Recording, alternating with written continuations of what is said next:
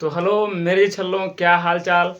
आशा वाले बहुत ही मस्त और स्वस्थ होंगे। तो मेरे जी छल्लों, अब जो है हम क्लास 10th को वीडियो को आगे बढ़ाते हुए हम जो है पार्ट नंबर 3 और जो कि लास्ट पार्ट होगा इसका क्लास 10 का और अध्याय नंबर 1 का।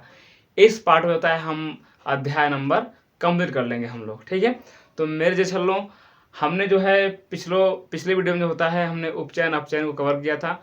आज जो है डाक अभिक्रिया, संचार और विकृत गंधिता इसको कवर करेंगे और जिस प्रकार से हम लोग कहता है पहला अध्याय क्या हो जाएगा, ख से खत्म हो जाएगा, ठीक है। तो मेरे जी छल्लों, आप लोग इस वीडियो में लास्ट तक बने रहें। और हाँ, एक गुजारिश है, यदि आपको वीडियो हमारा अच्छा लग रहा है तो आप तो इसको पहले फट से लाइक कर दें, ठीक है। तो मेरे जी छल्लों, अब जो है हम लोग पढ़ने वाले हैं रेडॉक्स अभिक्रिया, और जैसा कि अंदाज में आप पढ़ते ही आ रहे हैं वैसे ही हम लोग पढ़ते ही चलेंगे, ठीक है। तो मेरे जी छल्लों, थोड़ा भी घबराइएगा मत, बस आराम से आप लोग वीडियो में बने रहें और इस वीडियो को तुरंत फटाफट शेयर भी कर दीजिएगा, ठीक है। तो आइए मेरे जी छल्लों, अब जो है हम पढ़ने वाले हैं रेडॉक्स अभिक्रिया। तो रेडॉक्स अभिक्रिया क्या होती है, कल इसका एग्जाम्पल मैं बता दिया था कि रेडॉक्स अभिक्रिया क्या होता है, जिसमें अपचयन और उपचयन दोनों एक साथ में क्रिया होती है, उसे हम लोग बोलते हैं क्या, रेडॉक्स अभिक्रिया। मतलब कि जिस अभिक्रिया में रेडॉक्स भी, मतलब कि जिस अभिक्रिया में उपचयन देखने को मिले और अपचयन में देखने को मिले, तो उस वाले अभिक्रिया को हम बोलते हैं क्या चीज, रेडॉक्स अभिक्रिया बोलते हैं। इतना ध्यान रखिए, जिसमें उपचयन और अपचयन दोनों एक साथ होता है वह क्या होता है, आपका रेडॉक्स अभिक्रिया होती है, ठीक है। तो देख लीजिए, इसमें लिखा भी गया परिभाषा में कि जब किसी अभिक्रिया के दौरान उपचयन व अपचयन की क्रिया एक साथ होती है उसे हम लोग कहते हैं क्या चीज, रेडॉक्स अभिक्रिया। क्या बोलते हैं, रेडॉक्स अभिक्रिया। तो ये रेडॉक्स अभिक्रिया है, ठीक ना। तो रेडॉक्स अभिक्रिया का एग्जाम्पल क्या होता है वो भी जानते हैं हम लोग, ठीक है। देखिए एग्जाम्पल देख लीजिए फटाक से। एग्जाम्पल ये थोड़ा सा नीचे लेते हैं। ये जिंक ऑक्साइड है और प्लस में कार्बन, क्या है, प्लस में कार्बन। इसकी हम लोग अभिक्रिया कराएंगे तो केवल यह बच जाएगा जिंक और प्लस में जाएगा carbon mono oxide. Carbon mono oxide हो जाएगा, ठीक है। तो ये कार्बन मोनो ऑक्साइड बन जाएगा। और यहाँ से है, देखिए अब जिंक से ऑक्सीजन निकल गया है, जिंक यहाँ से ऑक्सीजन का निकल गया है, यहाँ से आप देख पा रहे हैं, यहाँ से ऑक्सीजन निकल गया है और कार्बन से जो है ऑक्सीजन जुड़ गया है। कार्बन से ऑक्सीजन क्या हो गया है, जुड़ गया है। तो अब हम जान पा रहे हैं ये चीज कि जब किसी में से ऑक्सीजन निकलता है तो उसे हम क्या बोलते हैं, अपचयन। और जिसमें से ऑक्सीजन जुड़ता है उसे हम लोग बोलते हैं उपचयन। क्या बोलते हैं जी, उपचयन। तो यही जो अभिक्रिया है दोनों क्या हुई है, साथ में हुई है। जब दोनों अभिक्रिया एक साथ में होती है उसे हम लोग बोलते हैं क्या, रेडॉक्स अभिक्रिया बोलते हैं। क्या बोलते हैं, रेडॉक्स अभिक्रिया, ठीक है। एग्जाम्पल देख लीजिए। जिंक ऑक्साइड, कॉपर ले लेते हैं इस बार, कॉपर ऑक्साइड प्लस में H2 से अभिक्रिया होगी तो यह बन जाएगा आपका केवल कॉपर बन जाएगा प्लस में H2O बन जाएगा। ये है, देखिए। तो जिसमें से इस वाले में से जो होता है ऑक्सीजन जो होता है निकल गया है, इस वाले अभिक्रिया का होगी आपका अपचयन होगी और यहाँ से ऑक्सीजन इसमें जुड़ गया है तो यह अभिक्रिया उपचयन होगी, उपचयन। बस अपचयन उपचयन दोनों साथ में अभिक्रिया होती है तो क्या होता है, आपका क्या होता है, रेडॉक्स अभिक्रिया। क्या होती है, रेडॉक्स अभिक्रिया। उपचयन अपचयन जब दोनों साथ में अभिक्रिया होती है तो क्या होता है, आपका रेडॉक्स अभिक्रिया कहलाती है, ठीक ना। अब आप देख पा रहे हैं सबसे अधिकतम हेर फेर किसका हो रहा है, ऑक्सीजन। मतलब कुल खेल किसका है, ऑक्सीजन का है। यदि ना समझ में आए कौन बात ना, एकदम अब इन्हें आपको बहुत ही बेहतरीन तरीके से बढ़िया समझ में आ जाएगा, ठीक है। बस ध्यान दीजिए कि कुल खेल किसका है, तो ऑक्सीजन का ही कुल खेल है। इसमें भी किसका खेल है, ऑक्सीजन का है। मतलब ये कि इसके चक्कर में इसका भी घाटा और साथ में कार्बन का भी घाटा। मतलब कभी ऑक्सीजन इधर जा रहा है तो कभी ऑक्सीजन उधर जा रहा है, तो मतलब दोनों में फेरबदल हो रहा है, ठीक है। तो ऐसे जो एग्जाम्पल होते हैं आपको देखने के लिए बहुत बेहतरीन मिलते हैं। आपको मान रहे हैं कि ये एक लड़का है और ये भी क्या एक लड़का है, बीच में दो लड़की पड़ गई, ये दोनों भाव दे रही है, दोनों को भाव दे रही है, क्या कर रही है, दोनों को भाव दे रही है। अब लड़कियों की खासियत ये है बाबूगन कि ये जान लीजिए हमेशा कि इन दोनों में से ज़्यादा जो कामयाब रहेगा ये फर्स्ट से जाके उसी से जुड़ जाएगा। तो अभी आप देख रहे हैं कि ऑक्सीजन जिंक से जुड़ा है, तबले आपका अपचयन हो रहा है। जैसे ही कार्बन ज़्यादा कामयाब बन गया है तो ये कार्बन जाके जुड़ गया है, देखिए ना यहाँ पे, और जिंक से हट गया है। वही बोल रहे हैं खेल किसका, सिर्फ और सिर्फ ऑक्सीजन का है। इसमें किसका खेल है, ऑक्सीजन का। ऑक्सीजन मतलब इसके बगल वाले में जब तक चिपका है तो ठीक है, बगल वाला और पैसा वाला आ गया जाकर फट चिपक जाएगा इसके पास। इधर देखिए, इधर भी सेम काम, किसका खेल है, ऑक्सीजन का। ये भी टुकुर टुकुर ताक रहे हैं, ये भी टुकुर टुकुर ताक रहे हैं, पहले से जुड़ा हुआ है ऑक्सीजन। जब देखे कि हाइड्रोजन बहुत पैसा वाला है तो जाके इनसे जुड़ गए, देखिए ना के, तो बना दिए जल। यानी कि दोनों अभिक्रिया क्या हो रही है, साथ साथ हो रही है। जब दोनों अभिक्रिया साथ साथ होती तो वो अभिक्रिया कौन सी होती है, रेडॉक्स अभिक्रिया। कौन सी अभिक्रिया होती है, रेडॉक्स अभिक्रिया। मतलब कि इस पे आप लोग कभी भरोसा मत कीजिएगा। ये क्या है, एक्स है, क्या है, एक्स, ठीक ना। तो ये दोनों से रहेगा, इससे भी रहेगी और इससे भी रहेगी, ठीक है। लोग कहते हैं कि मेरी वाली नहीं भैया, सब एकदम सेम टू सेम वैसे ही, ठीक ना। तो इधर ध्यान रहे आपको, ये रेडॉक्स अभिक्रिया है, बहुत इसको नोट कर लीजिए, फिर हम लोग आगे बढ़ते हैं, ठीक है। तो चलिए अब जो है हम लोगों का संक्षारण क्या होता है, तो वह प्रक्रिया जिसके संपर्क में मतलब हवा, वायु, नमी के संपर्क में धातु की सतह धीरे धीरे ह्रास होने लगती है, वह प्रक्रिया कहलाती है आपका संक्षारण कहलाती है। संक्षारण वह प्रक्रिया जो हवा या नमी या जल के संपर्क में जिसकी सतह धीरे धीरे ह्रास होने लगती है उसको हम लोग बोलते हैं संक्षारण। यानी कि वह प्रक्रिया क्या होती है, संक्षारण होती है। जैसे लोहे पर जंग लगना, चांदी का रंग काला पड़ जाना, तांबे के यानी कि तांबे के ऊपर हरी परत चढ़ जाना, ये सब क्या होते हैं, जंग लगना होता है। एल्युमिनियम के ऊपर सफ़ेद चदर चढ़ जाना, ये भी क्या होता है, जंग लगना होता है, ठीक है। तो ये सभी क्या है, संक्षारण है। संक्षारण का मतलब जंग लगना। आप अपने घर में खुद देखेगा वस्तुओं को, कुछ ऐसी वस्तुएं हैं जो खुले स्थान पर रखी गई हैं और उनमें होता है जंग लग गया है।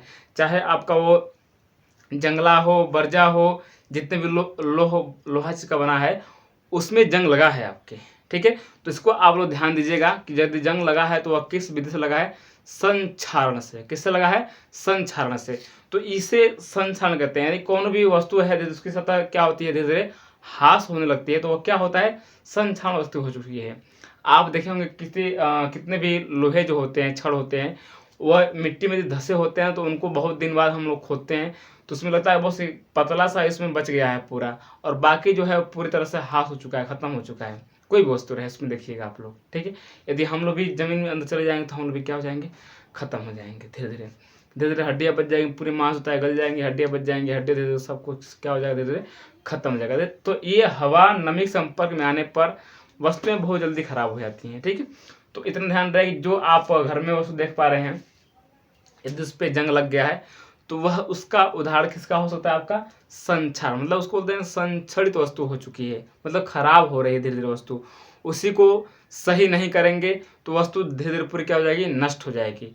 इस संसार में जितनी भी वस्तुएं हैं सभी के सभी क्या है, नश्वर हैं। बस कुछ सीमित समय के लिए हम लोग उसको सुरक्षित कर सकते हैं, लेकिन असीमित के लिए हम लोग कभी भी सुरक्षित नहीं कर सकते, चाहे कोई भी वस्तु हो, ठीक है। बस वो सीमित समय के लिए सही रहेगा, बाकी नहीं रहेगा इसका।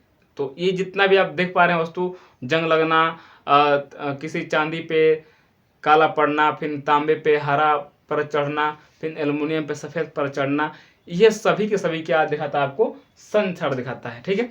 एग्जाम्पल और जो उसका परिभाषा भी लिखा है बहुत सिंपल सा, वह प्रक्रिया जिसमें हवा, नमी एवं जल के संपर्क में आने पर धातु की सतह धीरे धीरे क्या होती है, ह्रास में लगती है, उस प्रक्रिया को हम लोग क्या बोलते हैं, संक्षारण बोलते हैं, ठीक है। बस तो एग्जाम्पल संक्षारण क्या है कि लोहे पर जंग लगना, चांदी के ऊपर काली परत चढ़ना, फिर तांबे के ऊपर हरी परत चढ़ना, बस इतना ही है, ठीक है। अब बात है इसको कैसे बचेंगे, तो बचाव जान लीजिए इसका।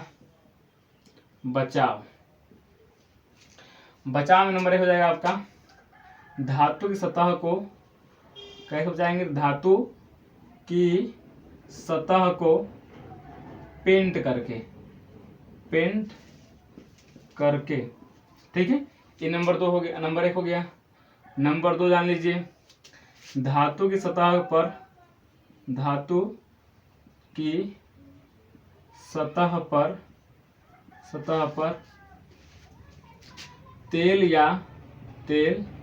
या ग्रीस लगाकर, तेल या ग्रीस लगाकर, आप देखेंगे ना जो भी मैकेनिक होते हैं ना, मोटर कार के हो चाहे वो साइकिल के हो मिस्त्री, उनमें अधिकतम है तेल लगा होता है और क्या बोलते हैं इसमें ग्रीस लगा होता है, इसलिए उनकी जो वस्तुएं होती हैं बहुत देर तक सुरक्षित रहती हैं, जिससे वो काम लगातार करते रहते हैं, जल्दी खराब नहीं होता है।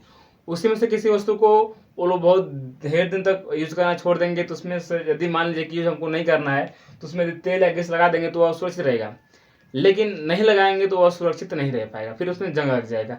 तेल या ग्रीस लगा दिए हैं तो हो जाएगा आपका आराम से, ठीक है। चाहेंगे तेल ग्रीस से यदि कागज पे लपेट देंगे तभी भी आपका बहुत क्या रहेगा, आपका सुरक्षित रहने वाला है, ठीक है। तो लास्ट जानेंगे जस्तीकरण करके, ठीक है ना। नंबर 3 जो होता है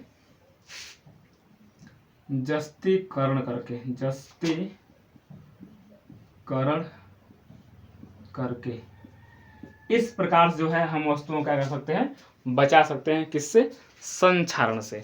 तो ये संक्षारण वस्तुएं हैं, और मतलब संक्षारण वस्तु करें, संक्षारण से बचाव है, और संक्षारण किससे कहते हैं, ये है आपका पेपर में ये बहुत ज़्यादा आता है आपके, ठीक है। तो बहुत छोटा सा परिभाषा है कि वह प्रक्रिया जिसमें हवा, नमी एवं जल के संपर्क में आने से धातु की सतह धीरे धीरे क्या होने लगती है, ह्रास होने लगती है, उसे हम क्या बोलते हैं, संक्षारण। जैसे पर लोहे पर जंग लगना, चांदी का रंग काला पड़ जाना, और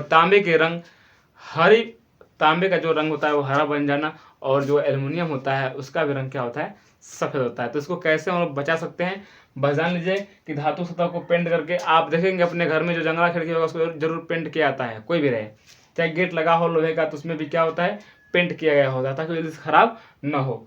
धातु की सतह पर ग्रीस या तेल लगाकर, उसको भी ज़्यादा दिन रखना है तो क्या लगाना पड़ेगा हमें, तेल या तो ग्रीस लगाना पड़ेगा, हाँ, जस्तीकरण करके। चाहे तो किसी धातु पे एक और परत चढ़ा देंगे तो जंग नहीं लगेगा आपका, ठीक है। इसको नोट कीजिए।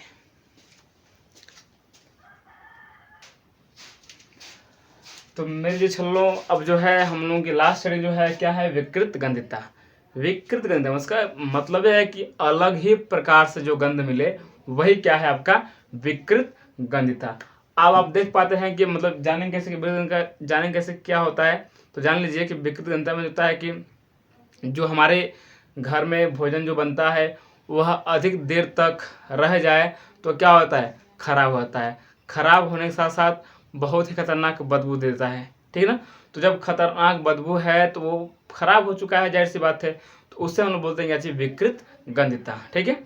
तो कोई भी वसा हो, तेली में बनाया गया वस्तुएं जितने भी देखते हैं हम लोग, तो सभी उससे खराब होकर बहुत खतरनाक महकती हैं, ठीक है।